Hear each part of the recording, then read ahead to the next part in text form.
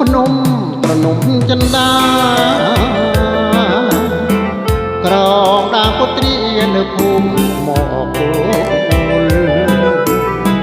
កូនខ្មុំទៅយំខ្នងភ្នំក្អែកបោ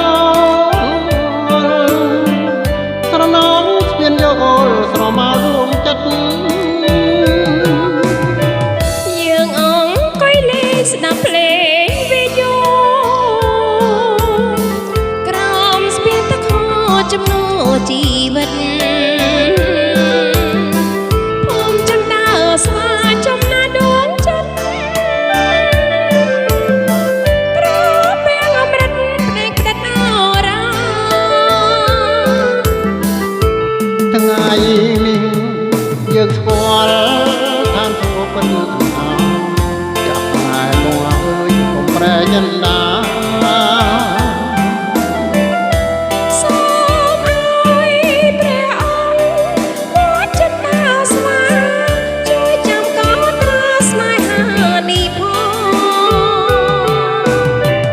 បើបងក្បត់អូនឲ្យស្លូតដូចខ្យល់បើអូនមានកលឲ្យខ្វល់ដូចផ្សែងពីថ្ងៃនេះទៅគឺបើកុំចំបាលេស្នេហ៍យើងវែងលំមរណា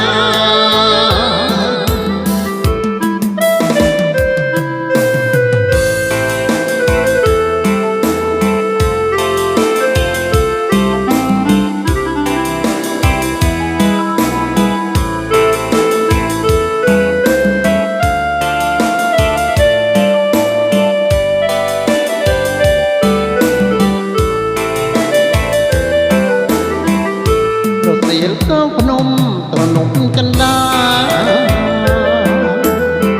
ក្រងដាំពុត្រីនៅភូមិមកគោលតូចភ្នំតូចយំខ្នងភ្នំក្អែកទឹកបោស្រណងស្ពានយល់ស្រមករួមចិត្តយើងអង្គុយលេងស្ដាប់ភ្លេងវិទ្យុក្រោមស្ពានទឹកខចំណូលជីវិត